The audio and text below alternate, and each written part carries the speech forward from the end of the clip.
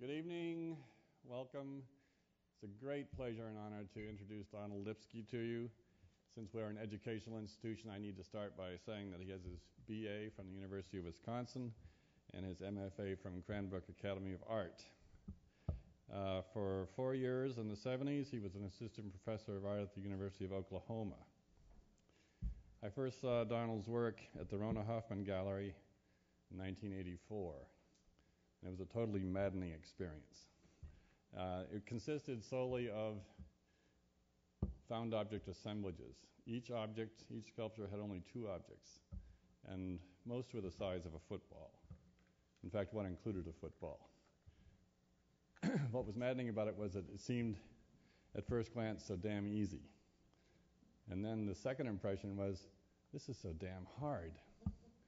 And the third impression was, these things are beautiful. It was like 2 different objects came from opposite ends of the universe to find each other and meld together in these little treasures. It was just a great show, and I've been a fan ever since. Since that time, he's done everything from small-scale work like weaving the paper matches in a matchbook together to huge installations and remarkable public sculptures. He's had a remarkable exhibition career, including over 80 solo shows in his young life, including all across the United States, but also in Sweden, the Netherlands, England, Switzerland, Spain, France, Italy, and Austria. He's in the permanent collections of over 18 museums, including the Brooklyn Museum of Art, the Corcoran Gallery of Art in Washington, D.C., Detroit Institute of Art, the Metropolitan Museum of Art in New York, Museum of Contemporary Art in Chicago, Walker Art Center, Minneapolis, Whitney Museum in New York. You get the idea. He's also done public commissions from New York to Miami to Scottsdale to Denver and Fort Worth. His awards include the National Endowment for the Arts, awards in the visual arts, a Guggenheim Fellowship, and the Rome Prize. Currently, he has, according to his website, 8 different commissions, public commissions, in progress in Indiana, Texas, Arizona, Nevada, Colorado, and California. Mr. Lipski, it's obvious you're a very busy man, and we appreciate your spending this evening with us. Please welcome Donald Lipski.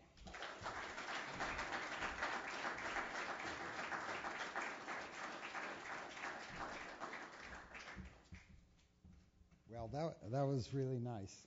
It was especially what you said about seeing the show at Rona's. It's great to be here. Sam's been asking me to. There's the. Yep. Let's go back. Yep. Okay. I can't talk and do this at the same time.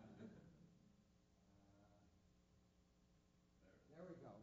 Just the PC happened to remember and mention specifically is this. When I was a kid, I was always taking things and putting them together. And when I got into art school at Cranbrook, in undergraduate school, I was a history student. So when I got into art school, I thought, oh, these, maybe they're actually something like art, and I started saving them. And let's see if I could do this, then I can stand here. I could do that too.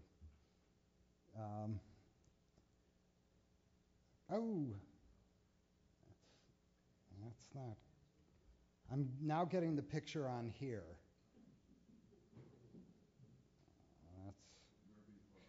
I bet I unplugged this. Okay, hang on. I bet it'll come back in a minute. Okay, there we go. I shouldn't mess with your table. Let's see. We'll just move the whole thing. So I started saving all these things, and eventually I started showing them by just pinning them to the wall. And I had lots and lots of them. And I did this at MoMA in 19 79, so that's probably before most of you were born, which, I'm really starting to do that to myself. At any rate, I've taken this same idea of having lots of little sculptures and done it in different situations at different scales for different reasons. This was, I lived in Texas for a year in Houston, and because I was just going to live there for a year, I wanted to only bring things into the studio that I was going to use. So about the last month I was there, I was taking everything that was left over that I hadn't used and made sculpture out of it and called it Texas Instruments. It's here at the Chicago Cultural Center. And then I've taken the same idea and used it in public works. This is at the Wellington Webb Building in Denver, which is where all the city workers work. And so I made sculpture out of the tools that the city workers use. There's coolers and hard hats and fire helmets and computer screens and dustpans and all sorts of such things. Desk chairs.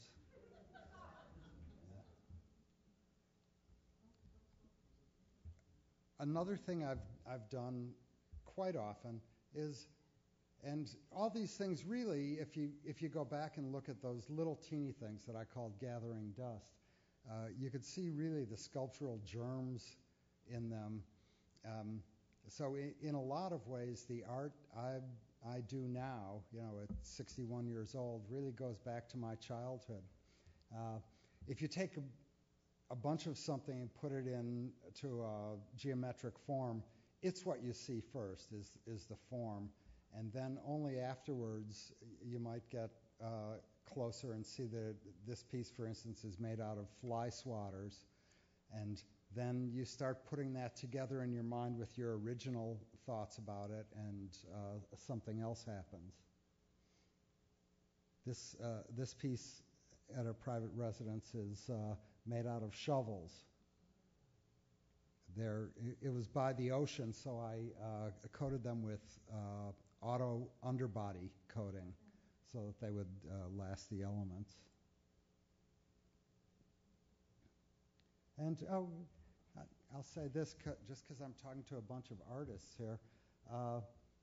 I found with those little with the gathering dust, instead of having them pinned against the wall, I would bring them out to the end of the pin so that they really had their own space, so that they were existing in real space. And I've done that with larger sculptures too. Instead of putting this against the wall, it's off the wall by a couple feet, so it gives it a presence.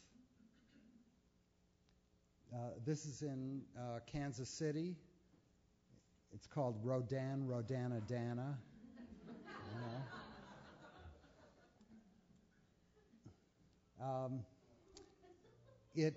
When you see the piece, it looks like they're made cast in bronze, but they're actually fiberglass that's been pigmented in the fiberglass to look like bronze.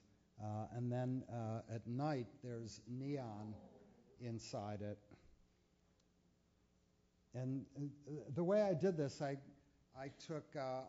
saw you have all this prototyping and imaging equipment upstairs. This was the first time I used anything like that.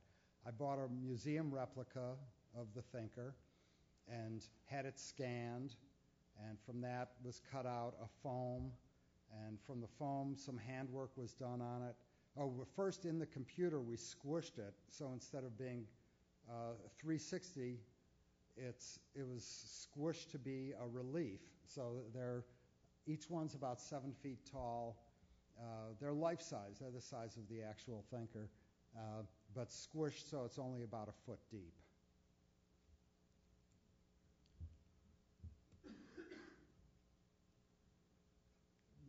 This was about the era of the show you saw at Rona Hoffman's. It was probably my first show there.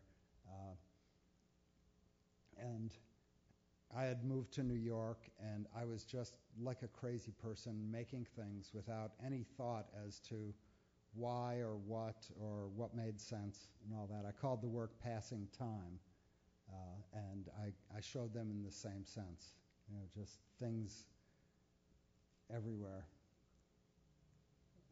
And over the years, I've just kept making stuff, And I got a call one day from somebody who said, "You don't know me, but I'm an artist, and I'm living over a string factory that's going out of business, and I thought that maybe you should get there before they start calling in the dumpsters." And I filled 2 truckloads of string, and this is shoelaces. They were actually for the hoods of sweatshirts, and it's about this big. It's a big chunk of them.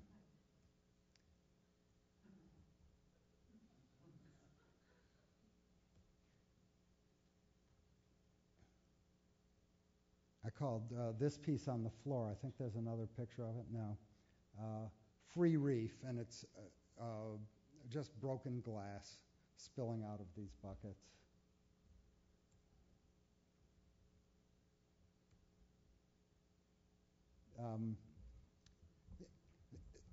There's no real narrative or order in the slides I'm showing.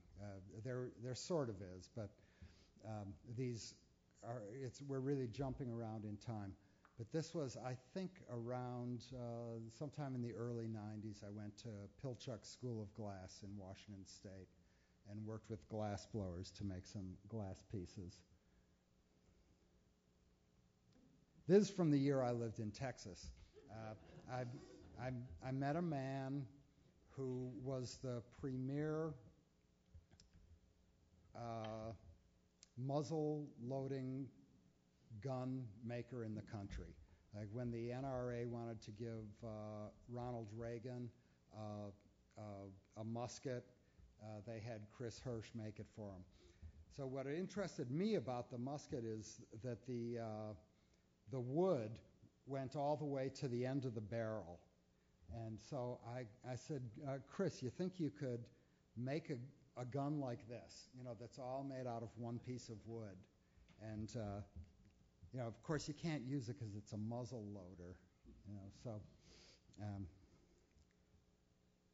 I think I should say just something about today being Veterans Day, or when I was growing up, we called it Armistice Day, celebrating the armistice in World War I.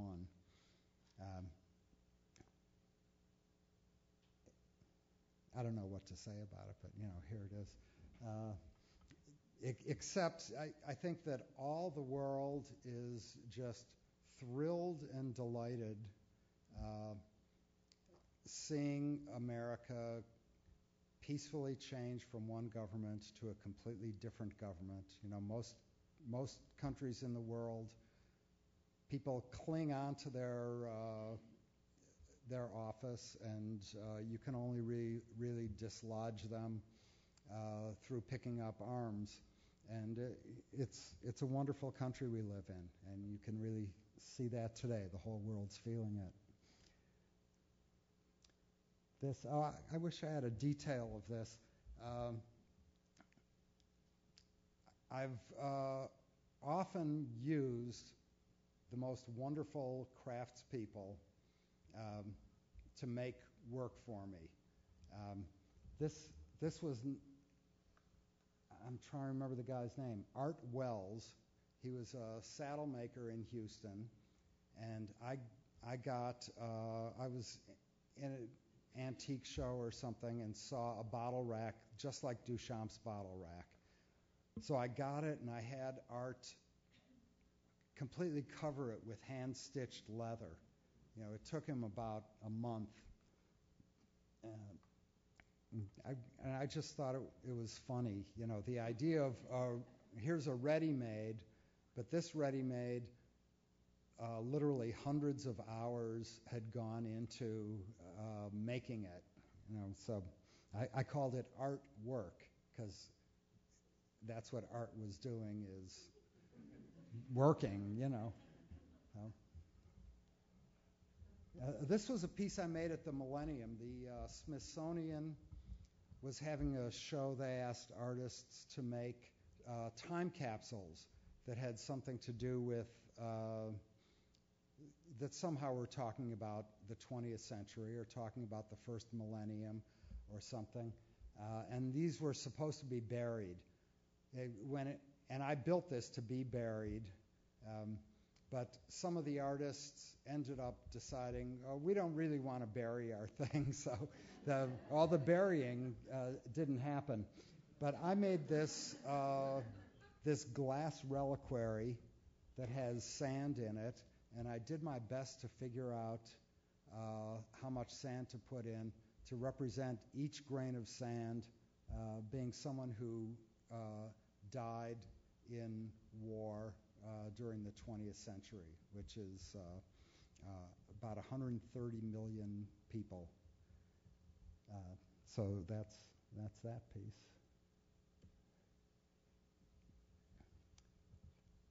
I did, for 1 year, I was really doing a lot of work with candles.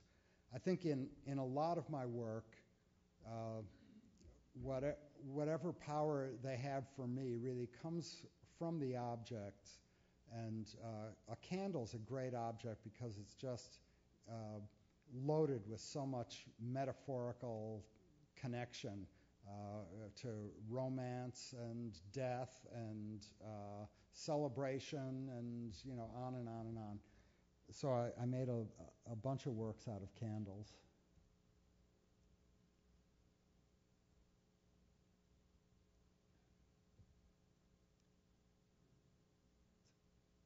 These slides, in this situation, and maybe it's because the projector's so far back, all sort of flatten out, but you get the idea.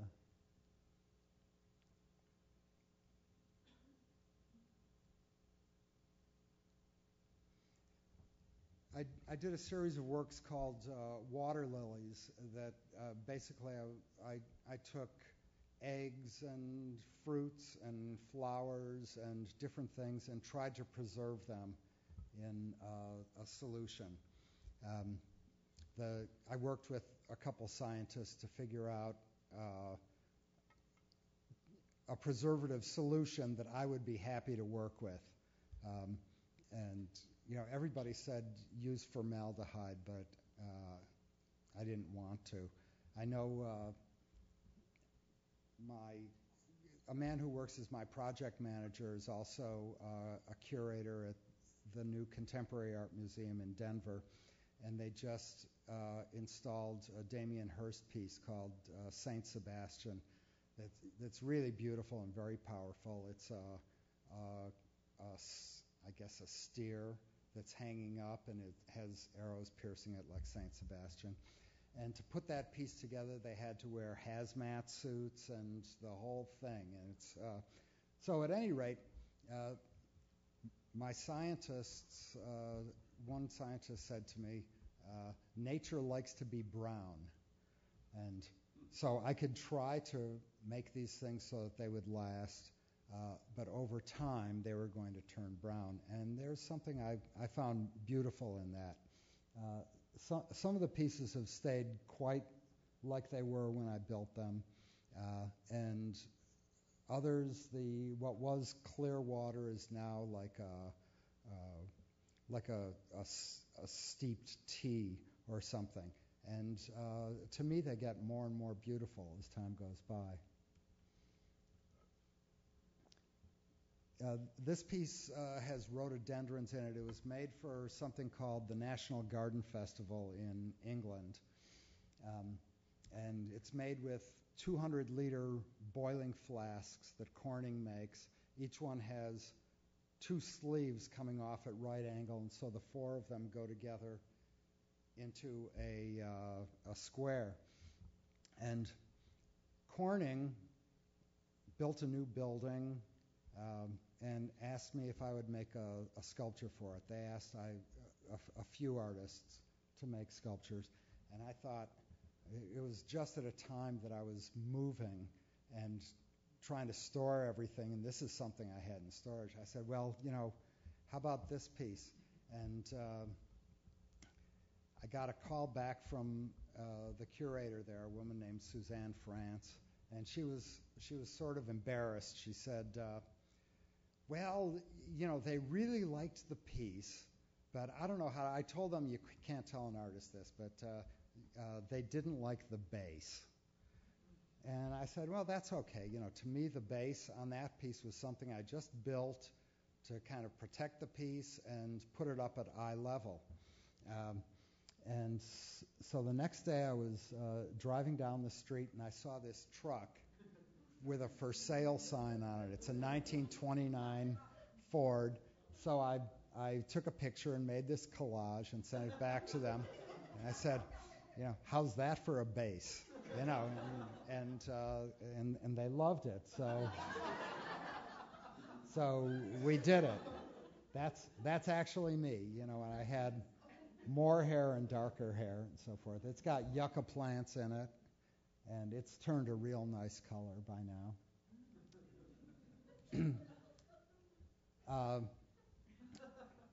The material for all of these, especially like, say in this one, it's called acid waistline tubing.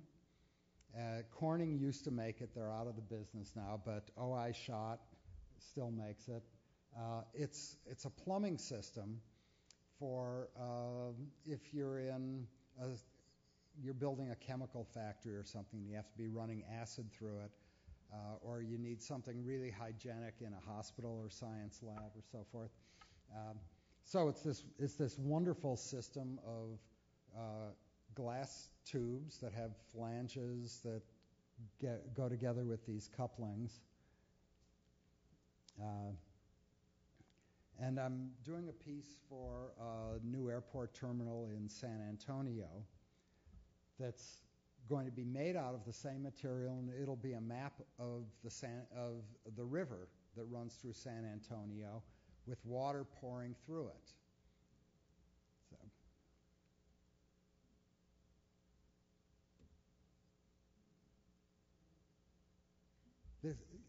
My father had a friend growing up who,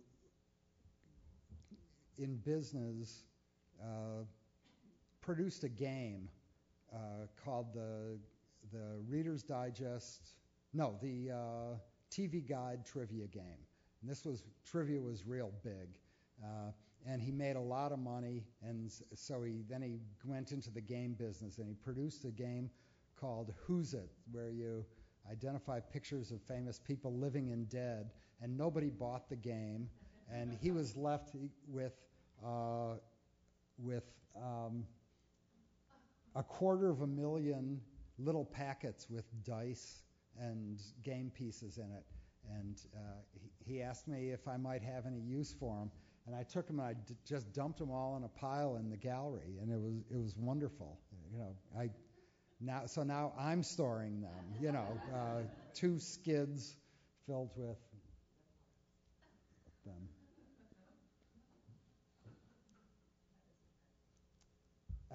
This is an installation I did at Cap Street Project in San Francisco.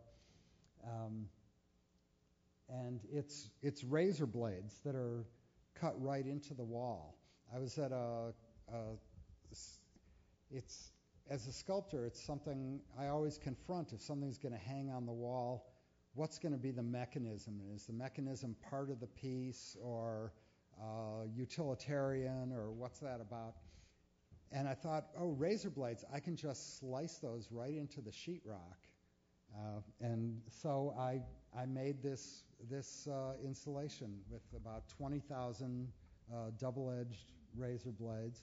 I called it the Starry Night. And it's got swirls in it like magnetic radiation patterns and isobars on weather maps and that sort of thing.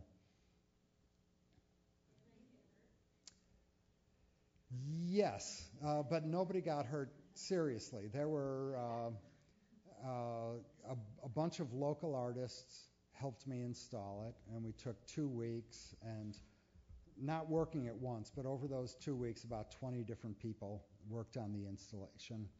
And I went around with a mat knife, just sort of drawing lines on the wall, and then people would follow behind me, putting the razor blades in, and then as those got in, I would start filling in the lines in between. And we started out trying to do it with work gloves, but you can't even pick up a razor blade out of a box with work gloves. And it being a time when everybody was terribly AIDS conscious, especially in San Francisco, everybody had their own little box, and we had a first aid table, and most everybody cut themselves a little bit, but nothing serious. Yeah. No people were killed in the creation of this artwork. Yeah. There's something great about a lot of anything, and maybe it's growing up in an industrial age, a time when manufacturing still seemed to hold a place in the country.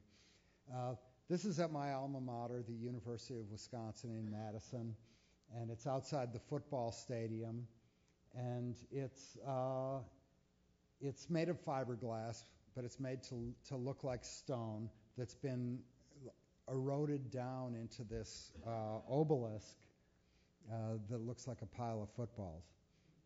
It's the only piece I've done that's really been very unpopular. And there are people who love it and people who are very vocal against it. And I think the reason, this is what I've found, that when people are against a work of art, it really, unless they're informed, educated art audience, it usually has nothing to do with the artwork. I know when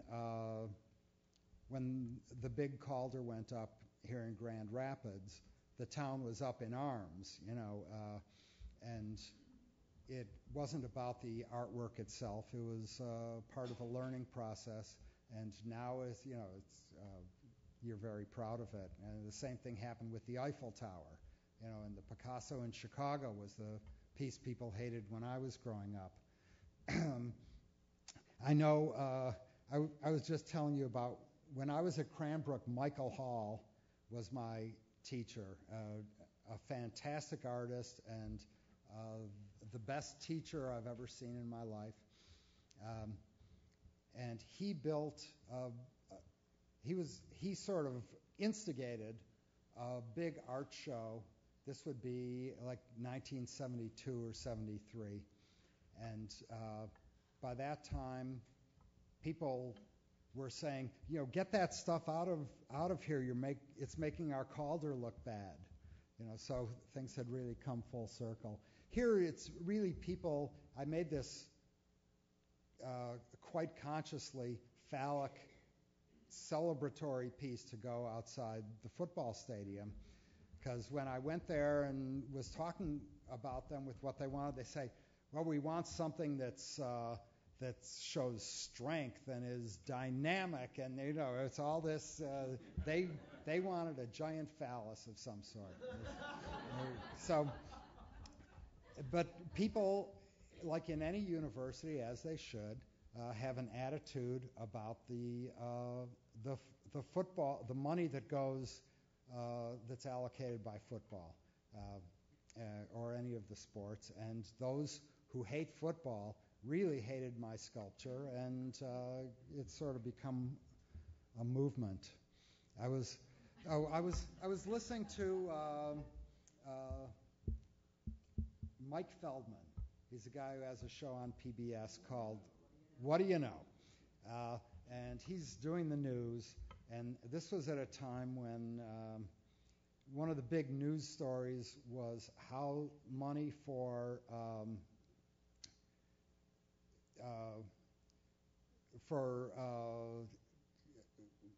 I can't think of what the Homeland Security was being allocated.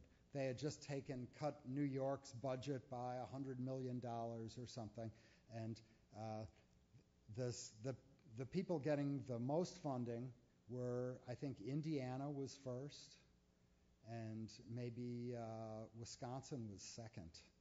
And so they had, he was going through what are the sites in Wisconsin that need protecting, and he mentioned this piece. So I love that. So I emailed him, and he read it on the air the following week. There's no reliable evidence that the people who wanted to destroy this piece were members of Al Qaeda.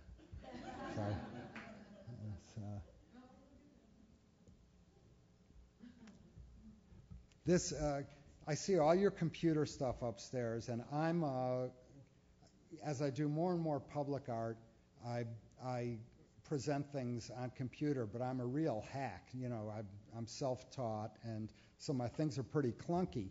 But this was a proposal I made for the convention center in Fort Worth, Texas, made out of cowboy hats. And I'm showing it to you just because you're art students and to see how part of this works. That's the mayor of Fort Worth, and we had a party that to get into the party you had to bring a cowboy hat.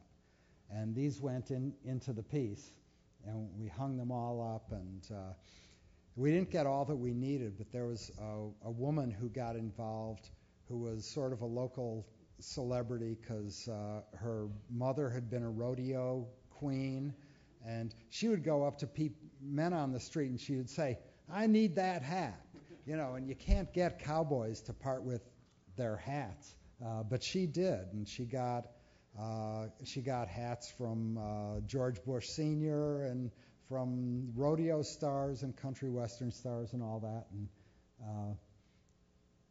that's the engineering for it. And there's the piece.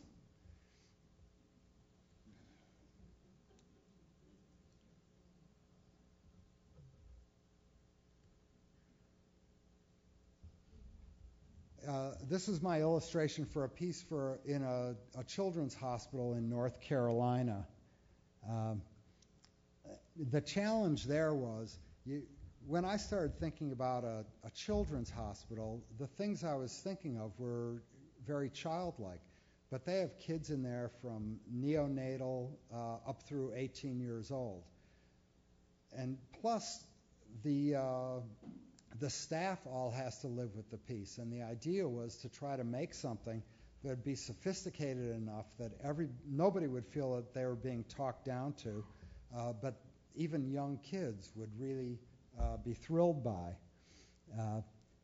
And it's really a big net that's hung with about 1,000 pounds of glass crystals in all different colors and shapes. And it's a 6-story curtain wall that faces south, so the light comes streaming in, and there are rainbows all over the place, and so forth.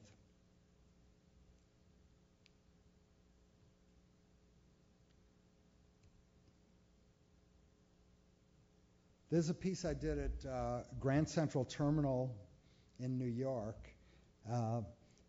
They did a big refurnishing of all of Grand Central and did a beautiful job and built a new, what they call the Grand Central Market, which is a European-style food market this is Lexington Avenue and 43rd Street, and it creates the new entrance for Grand Central. So I made this chandelier that's in the form of an olive tree that's upside down with the roots extending up towards the ceiling and the branches spreading out with thousands of chandelier crystals hanging from it. It was fabricated for me by Jonquil Lemaster, who's in the audience today. She's here with me because we're making a chandelier for the wine cellar of Mark and Kathy Bissell, who Kathy's here tonight, in a beautiful home they're building. This piece is going to has a hole in the ceiling, and then it looks like roots are coming down, just coming right through the ceiling and spreading out. But the genesis of it was the Grand Central piece. And Jonquil is the foremost fake tree builder in the world, yeah, and a total genius.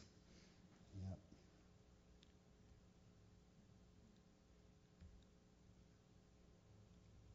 So after I realized her skills, they sort of sat in my mind, and I started thinking, what else can we do? And I thought any form that a tree could grow into, Jonquil could make for me. A form that I could think of a tree growing into. So just started going with it, and the craftsmanship, they look indistinguishable from actual trees.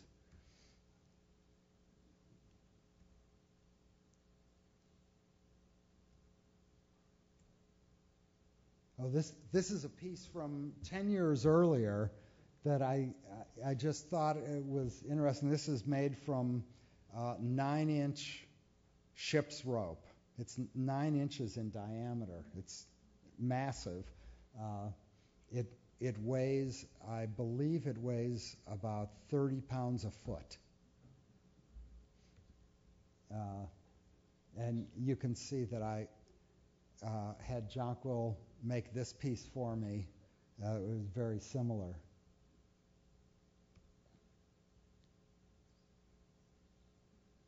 These pieces, this was at the Katona Art Museum, which is north of New York City. How are we on time? Everybody's awake and still. If you go to visit somebody's studio in Japan, it's considered impolite if they show you more than 3 pieces. So I won't tell the stories about this, but in short, the situation was they wanted to show these pieces outside, and I didn't want them to get harmed on this gravel, and I wanted something that would discourage kids from climbing on them, and I also wanted something that would make them not look puny with all these quite large trees around. And I mulled it over. I wasn't going to do the show, and then this idea came to me, and just like Barack Obama, out of the adversity that we have, is going to find wonderful opportunities to do something. This is what came out of it.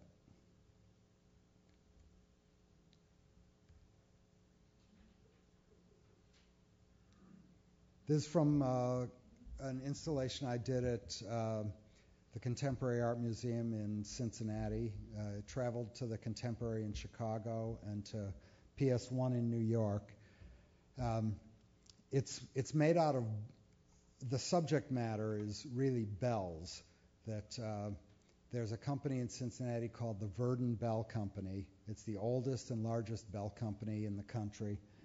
The show is 4 sculptures, and the first is these steeples that every 15 minutes it does the Westminster chimes, which go bum bum bum bum bum bum bum bum, much slower than that though, and then the thing slowly reorients like that, and it's really just like it's floating in a cloud.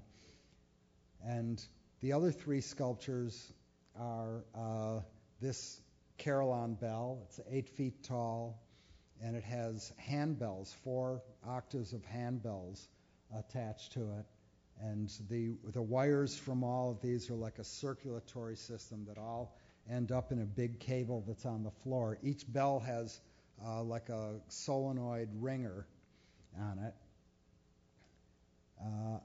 I made an octave of nuns that have smaller Carillon bells in their chest cavity, and they've got these clappers that are just going like this. And I made a jail cell that I cut out and replaced 25 of the bars, so that's like 3 octaves with hanging bar chimes that they use in symphony, or like in the 1812 overture and so forth.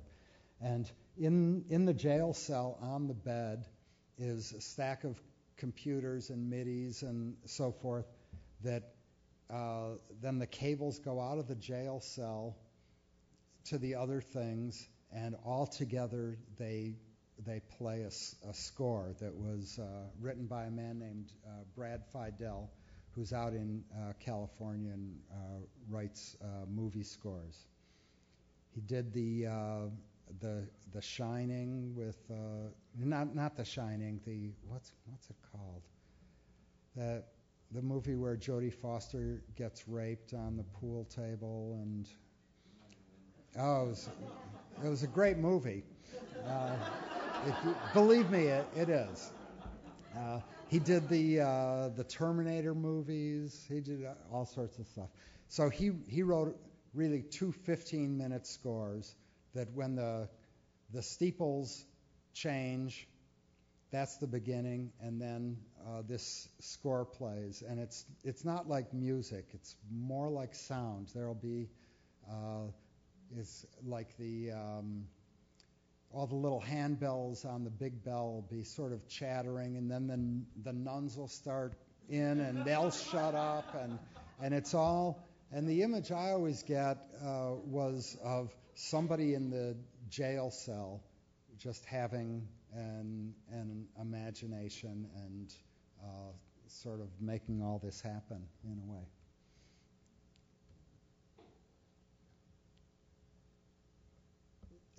This was an installation at the Southampton, the Parish Art Museum in Southampton, which is near where I had a home for about 20 years.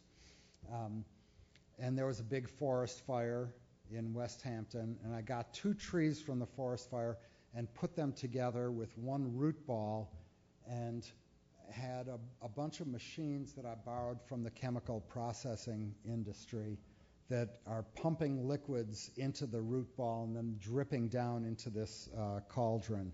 The New Yorker magazine called it "Art Imitates Life Support," which I thought that was pretty good. There's a big rope ball I made. It's got a long story. I've got too many pictures in here, and I'm going to go through things faster than I probably ought to, but that's out of politeness to you.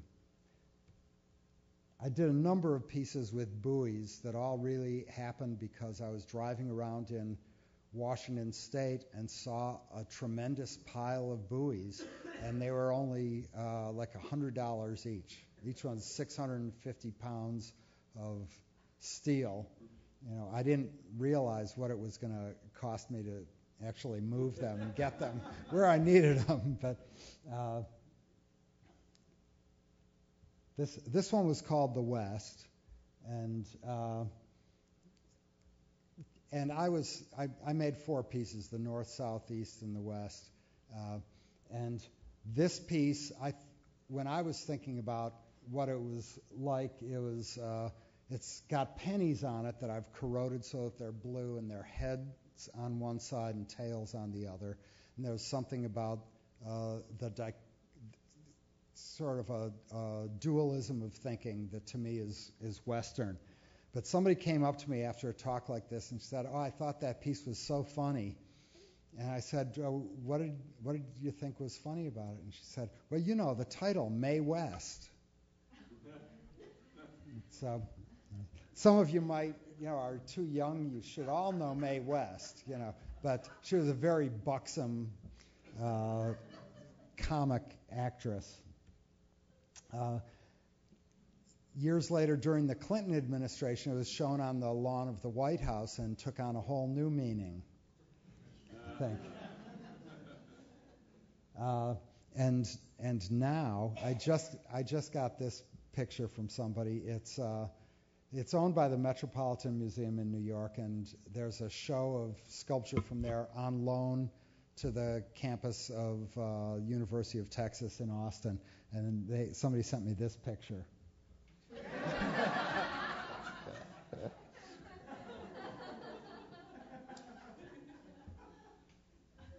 This is a sculpture I made at the Walker.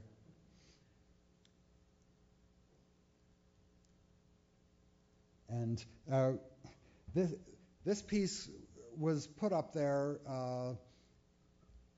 sort of on the apron of the museum temporarily while they were opening their sculpture garden, their brand new sculpture garden. And I was, of course, hoping that they would buy it as a permanent piece for the sculpture garden, but they never did. And they were supposed to have it for a year, and they had it for about 4 or 5 years. And then I got a call one day, well, we're through with it. Where would you like us to deliver it? Well, it's 55 buoys. You can fit like maybe 4 of them on a truck. You know, it's like a tremendous job, and there's no way I could have stored this anyplace. So I thought about it, and it ended up sending them down to Lohmeyer Sculpture Garden in St. Louis, and I made a different piece out of them. I put them together like a string of pearls, and they go in a straight line over hills and down into the woods. It's 55 buoys ends up being almost exactly 100 yards long.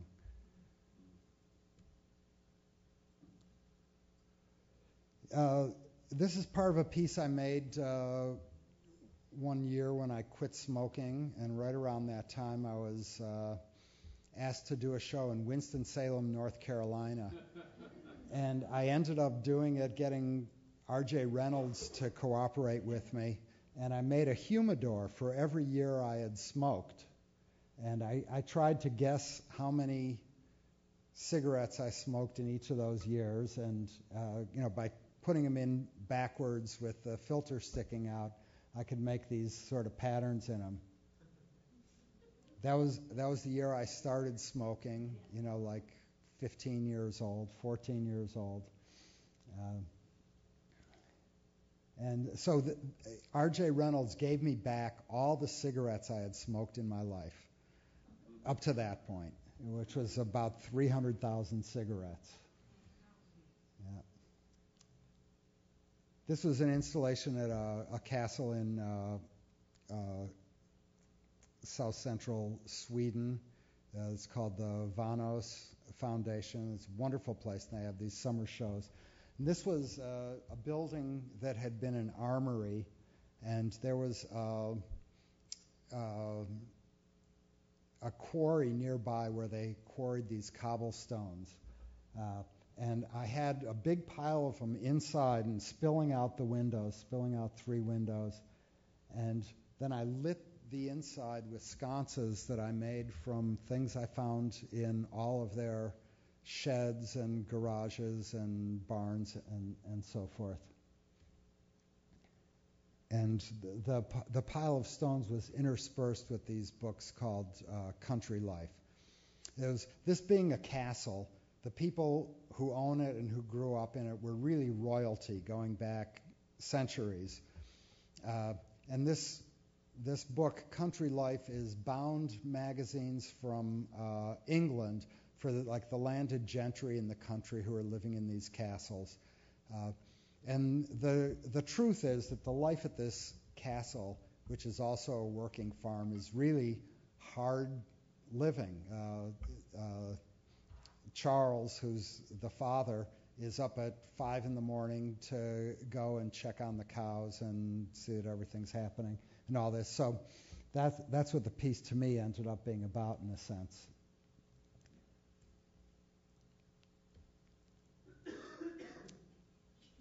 I've done a lot of work with books over the years. I thought if I did work with books, people would think I was smart.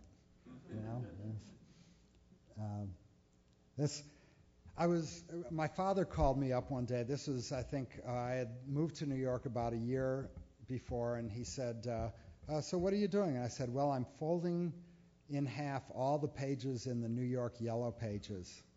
And he says, that sounds sort of stupid. And I was, he had been very supportive of me being an artist ever since I got a job as a professor at Oklahoma. Before that, he was a little skeptical. But I said, what do you mean? He said, well, maybe you should start out with something like Akron, Ohio, and work your way up. Yeah, so he was a funny guy.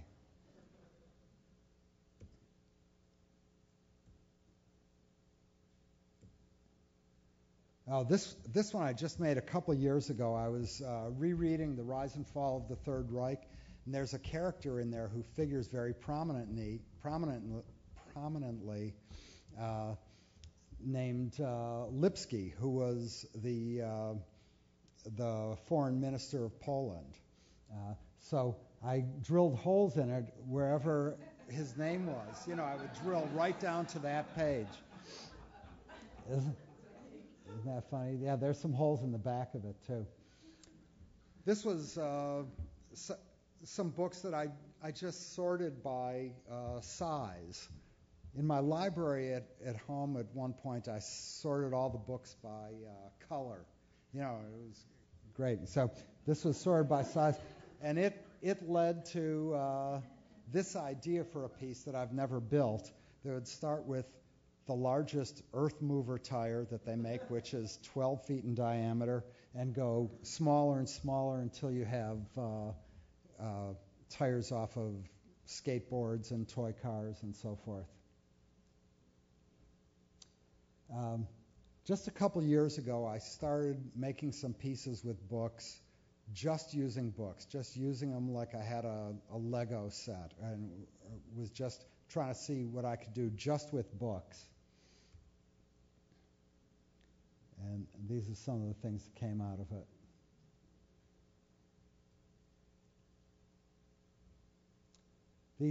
Making these hoop pieces, I bent a piece of steel into a hoop, left it open at one end like you would in a hoop earring, and drilled holes in the books and put them together. And as I'm putting them together, I'm just using a screw gun.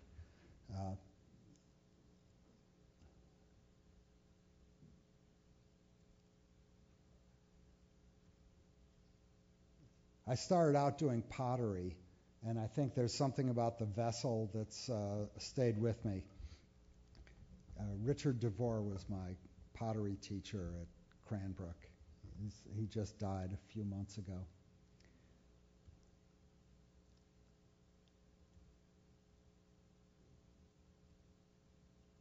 These are screwed right into the wall. And I was chosen to do a piece at a new library they're building in San Diego, but San Diego's been broke almost since I was chosen, and I don't know if the piece will ever get built, but the idea was just to cover a wall in their auditorium with books. It would have like a thin mesh on top of it to keep people from ripping pages off or putting their gum away or something. Around 1990, I did a bunch of works with flags. There was a big outcry to have a constitutional amendment to keep people from desecrating the flag. It used to happen, this discussion, every 4 years. I think we're over it by now, although Hillary Clinton in her campaign, and that's when she really lost me, supported a flag desecration amendment this year, and if not an amendment, a law.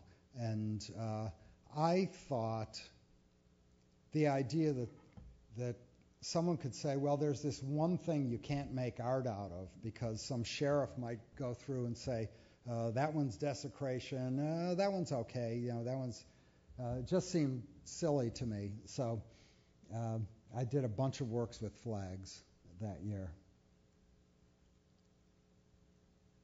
This was at the Corcoran. If any of you know from your art history class, Ronald Bladen's Big X that he built in the same space. It was called the Black X, And this, the Fabric Workshop in Philadelphia made this for me out of silk chiffon that then we over-dyed in black. So it's really smoky and delicate. And I called it black by popular demand. The Corcoran owns this piece, and they reinstalled it right after 9/11, which I thought was just great. This is at the University of the Arts in Philadelphia. And this piece was made for there and then has been shown in some other places in different ways. This was at the Allen Center in Houston, where I hung it up with big industrial fans on it. And so very slowly it would just move around the room. It's 8 o'clock. My computer just told me.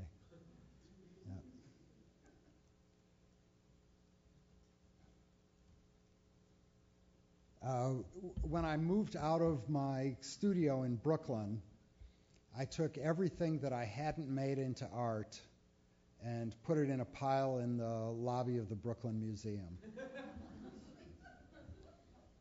I called it Pieces of String Too Short to Save.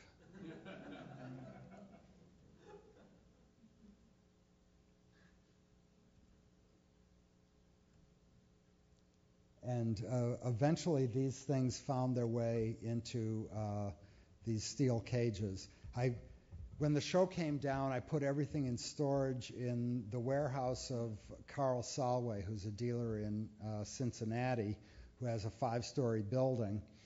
And I found myself going back there once or twice a year to get something that I remembered, and in some way it felt like baggage. So I took all this stuff and just closed them all up into these finished things, so I didn't have to think about them anymore. That's my son Jackson, who's 16 now. I'll show you the next picture. You can see this. He thinks that this sculpture was his idea because of this picture. And I've always encouraged that, and he's 16 now, and he still thinks that he thought this up when he was a year old, which is so great, you know. Here it was shown in Central Park, and now it lives outside the children's wing of the Denver Public Library.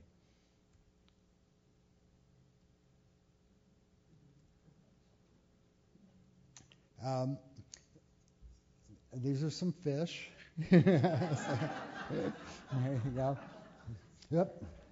This man is named Mike Kirkhart, and he 3 times won the award as the world's best taxidermist. And most of his trade is not stuffing fish, but getting fish, making molds from them, and fishing now is really catch and release. And you say, well, I caught a fish this big, and he says, well, I've got a mold for that, and it makes you a trophy to put on your wall. He turned over his shop to me for about 6 months, and we made about 500 fish that end up in about 100 sculptures on the walls of the Miami airport.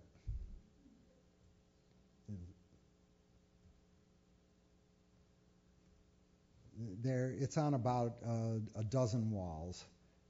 If you're ever there, it's in Terminal D, like Donald. It's the International Arrivals Terminal. So when you come in, you know you're in Miami,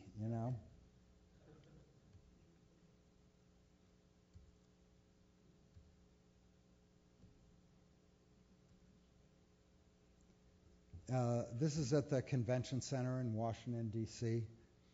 I'm going to go through all the rest of the pictures about as quickly as I can.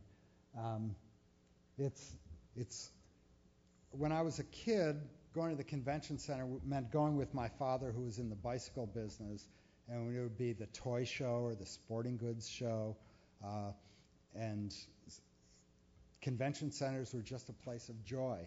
So I made it out of joy objects. They're kayaks, bicycles, tennis rackets, guitars, and bar stools.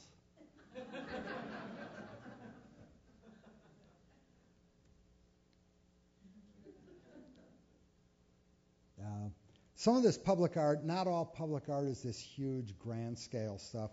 This was made for the Central Park Conservancy. It's a Central Park bench covered with tokens, subway tokens. This was for, they were auctioning off benches to raise money for the Conservancy. This was my guitar when I was in high school, and all my friends carved in it, and I carved in it, and it had a trap door in it. You know, it was like what made me wacky back then, you know, before I was really an artist. So I did a little piece for the new public library in Minneapolis that I took violins and I sent them to Minneapolis, and we got all the kids together who were in violin programs, and we all carved our names in them. And then I made this piece.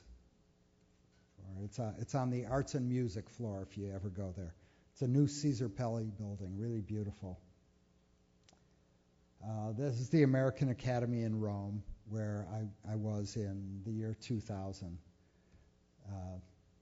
And there's some of the stuff I did when I was there. I bought these underpants for my son, who was in third grade at the time. And he wouldn't wear them because they didn't have like a little flap. He thought they were girls' pants. But that's how they do it over there. So,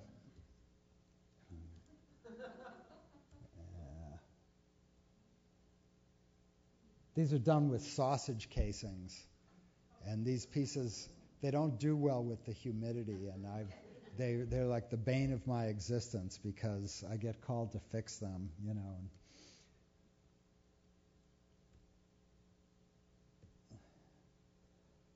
While I was there, this was a place called the Acqua Paolo. It's one of the places where water comes into Rome and has since ancient times. And I was thinking, well, it would have been so much more interesting if the water was coming through the window. So I did that just in Photoshop. I didn't actually change the ancient Rome. And I started doing this. And I want to make sculptures like this. I can't tell you this whole story, but this was a piece that I was commissioned to do in Austin, Texas, and then the city lost its money for it. They widened a road instead, but this is a piece I did years and years ago. They used to have something called Art on the Beach, where artists could make big things on this landfill in New York that was right by the World Trade Center. And I thought trying to make big things there was funny because the shadow of the World Trade Center would literally go over the things. So I made a staircase that looked like it was headed straight up to the top. I'm showing it because this was my idea for a memorial after 9/11. With water just trickling from all the windows and building up into a torrent.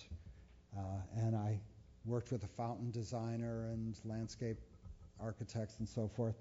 And it was all possible, except then I met the guy who had been in charge of taking this icon and cutting it up into 20-foot pieces and it going back to the smelter, except for a few pieces they saved.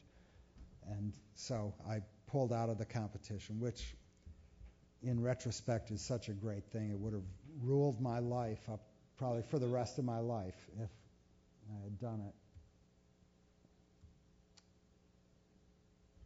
There's a sculpture I made in Scottsdale, Arizona.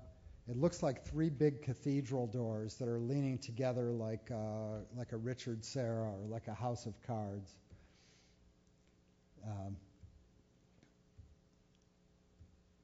And you can walk inside it, and on the inside, it's lined with polished stainless steel, so it's like mirrors. And functionally, it's a kaleidoscope when you walk inside. And because of the way they're angled, up at the top, that is during the construction, it looks like this virtual sphere sort of appears.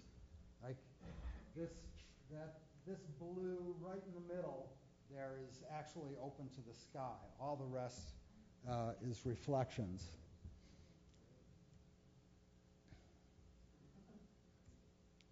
And it has LEDs at night, so it becomes like a field of stars. We're getting near the end, because this is what I'm doing in my studio now. I'm working with milk. I'm not using actual milk. I'm using something that looks like milk but won't change.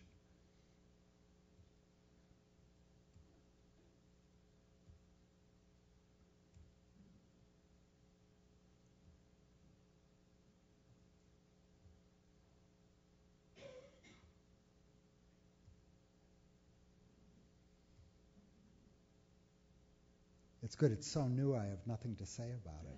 Yeah.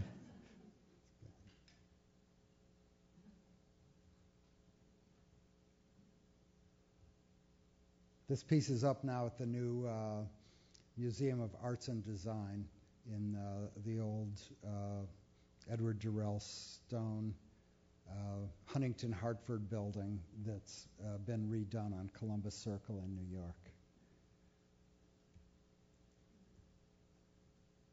Okay, there's a sculpture I just built in Sparks, Nevada. It's like a cow catcher of a train that's exaggerated vertically.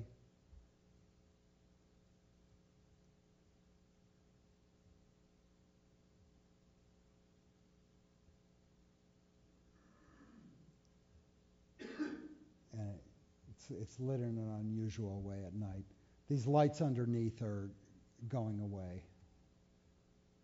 And I'm doing this at a bus station in Reno, which is Twin Cities with Sparks. And it's a bus that's going to be tapered to come to a point at the end, like the Dymaxion car. And it'll be up on a post. And there's a piece I'm doing in San Antonio. They have a new river walk that goes about 8 miles along the river, and it goes under I-35, which is sort of a dark, spooky space. So I'm putting a school of goldfish, 7-foot goldfish, in it.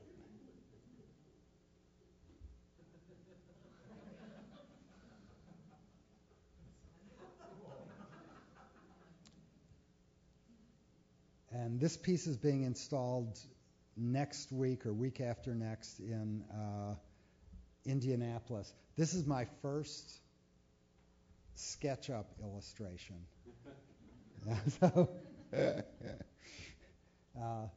these two panels start sort of flared out, and then they get parallel as they go to the top, and they're made of flaps that will blow in the wind. When I was told the site, they took me around Indianapolis. This is sponsored by the Indy 500 Festival, and it's their 50th anniversary, and they wanted to give a gift to the city. So we're going around the city, and they're showing me all the possible sites. And I chose this site, and they said, well, one thing about this site, you have to be really careful because it's really windy. The wind just comes barreling through here. So I thought, it got me thinking, and I ended up making a wind piece. These are the colors that the panels will be on the outside. They'll be mirrored on the inside. And let me see if I have a picture of the nighttime here. No, I don't. The lights are going to be on the inside shining up. So at night, there's no light on the outside of it, but every time a flap goes in, it'll catch the light. And so looking from the outside, you'll just see all these colors flashing on and off, in a very random way. I have no idea what it's going to look like. I hope we'll find out in a couple of weeks. The opening, if any of you want to go down to Indianapolis, is December 2nd. Okay. Oh, yeah. The reason I showed you this again is one of my ideas when I was proposing this thing for Austin was bathtubs, overflowing bathtubs. And I'm building that piece now in Houston, like a bouquet of flowers, and the faucets will all be on and they'll all be overflowing one into another.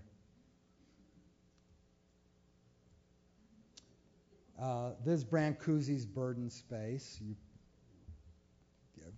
a sculpture that's been important to me since I was in high school. I'm making a piece for a ballpark in Goodyear, Arizona, where the Cleveland Indians do their spring training. And it'll be the bird in space, 60 feet, 6 inches tall, with seams in it like a baseball. And this Friday, I'm going to visit the fabricator in Sparta, Wisconsin, who's they make like giant Paul Bunyans and steers to go outside of steakhouses and water slides and stuff like that. They're making this for me, so I'm going to go check on the progress. And it'll be in a pool. Let's see.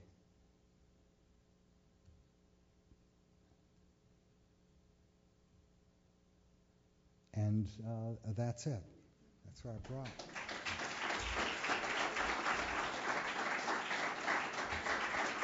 Thank you. I know that I've this has run pretty long, but if you have any questions, I could talk for a few more minutes. If you don't, that's fine. Oh, yeah, hi. So we see those reoccurring shapes that you love over.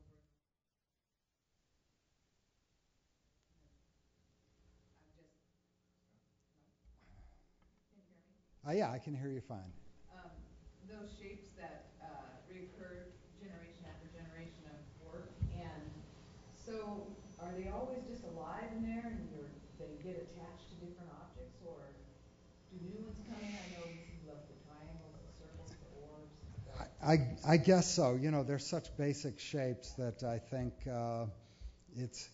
I'll tell you why I first started putting objects, at least in my public works, into a circle, is that I found that in Photoshop you can,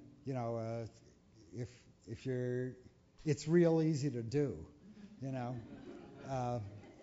and somebody showed me this skill. I said, watch, you could do like that. And I said, oh, So, but there's probably more to it than that. A circle is kind of basic and universal. And just like a candle has so many associations, a circle both has all sorts of associations and also is so stripped of associations that it's a blank slate.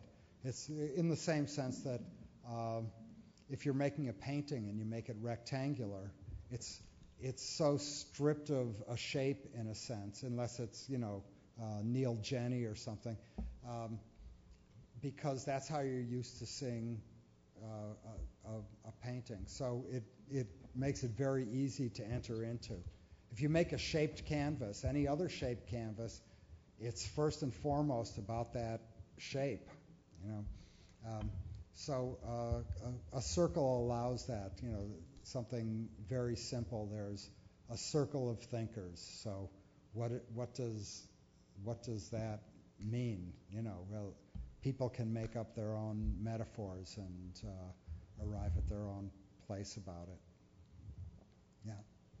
If you could be an object or a material, what would you be? Oh, well, as Sarah Palin would say, I'll get back to you on that. You betcha. I don't know.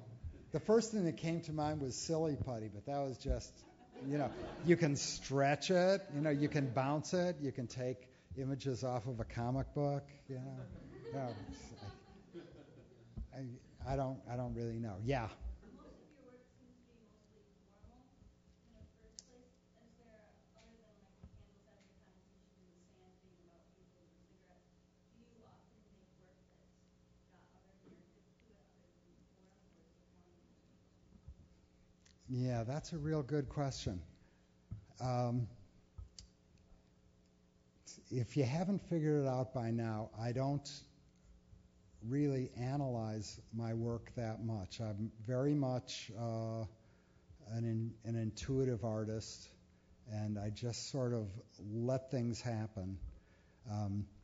I know I have a strong formal sense, and I want to make things that are, besides being provocative, I want them to be beautiful. And I don't know what comes first. I'm in a time of transition in a sense, because when I lived in New York and had this giant studio in Brooklyn, it was an old movie theater, and I had about 4,000 square feet of shelf space that was all filled with things I was collecting from anywhere. And then I moved out to the beach and lived in a place where there was woods and sand and beaches and really nothing to make art out of. And during that time, I started just thinking, what can I get a lot of that's cheap, And I was getting materials on the internet rather than really, say, like you go to a flea market or go through barns in an old castle in Sweden. When I'm doing the former, or when I'm going to flea markets or out there in the world, objects speak to me and seem to have their own magnetism, and without knowing what I'm going to do with them, I bring them home. When I'm buying things on the internet, I have different criteria, and it's more thinking about, I better know what I'm going to do this before I buy a dozen violins. Now, 2 years ago, I moved to Philadelphia, which is a decaying industrial base and really rich with stuff, and also surrounded by still working rural areas with Amish communities and flea markets and farm auctions, and so the richness of that stuff is starting to come back into my studio, and the first way it's finding its expression is in these milk pieces. And you can see in what I showed you that they're really going from the very formal to other pieces that are, for want of another term, maybe more poetic. Yeah. Like cowcatcher beads, was the lighting your decision, and why is it being removed? The which piece? The cowcatcher. Oh, the cowcatcher. The lighting was my decision. I wanted the piece to appear as if it was floating off the ground. Instead of being right at the ground, it's got little cement feet, so it's about 6 inches off the ground. And there was an architect involved in the project that's this huge corporation, Parsons Brinkerhoff. They built like the tunnel in the Big Dig. And so they had a whole lighting department, so I just sort of told them what I thought I wanted. I said I want it to float, and I wanted it blue. And the lights are so visible that you really see them, and it doesn't, instead of appearing to float, it just looks like it's got these garish lights under it. So those lights are going to be shielded and toned down.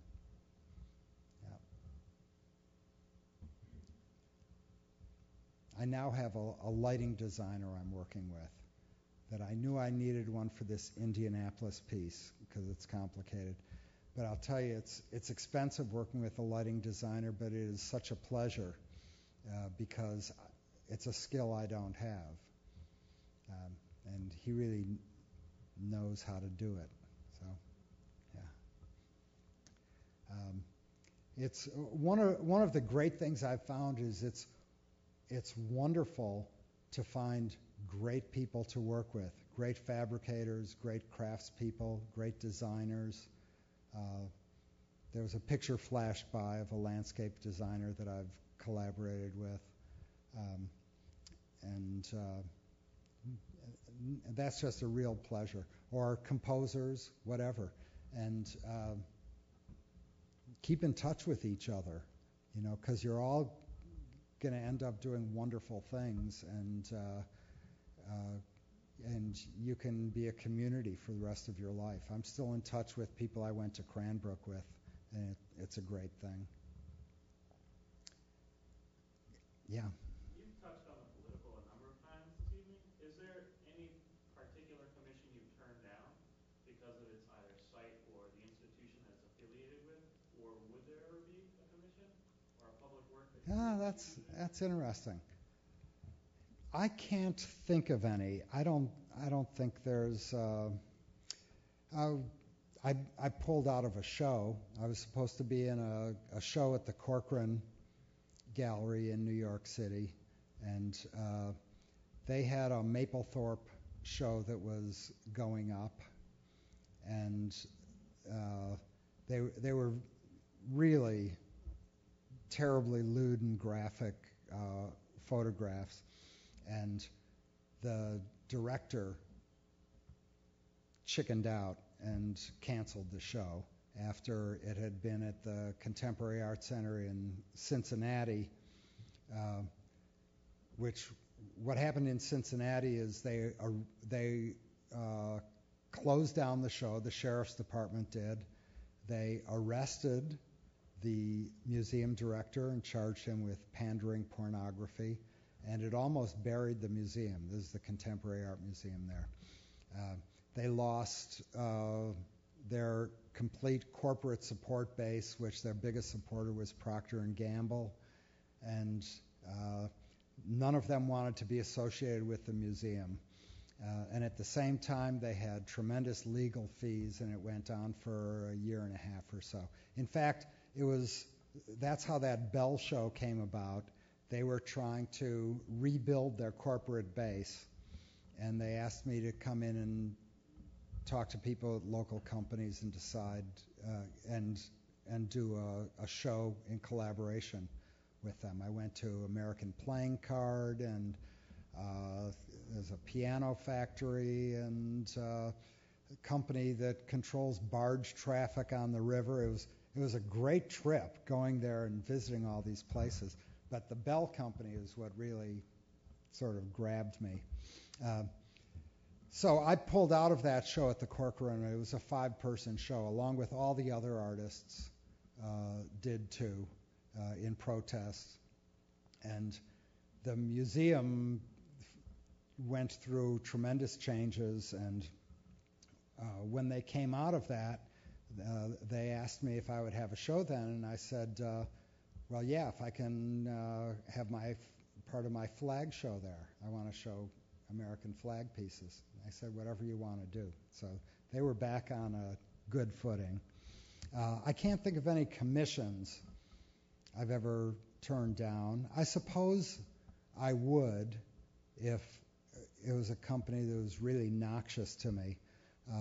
But on the other hand, I'm a pretty understanding guy, and I wouldn't turn down a commission from General Motors because they're being bad to the environment. I drive a car, and my car actually gets pretty bad mileage, So, anything else? Well, it's great to be here. Thanks a lot.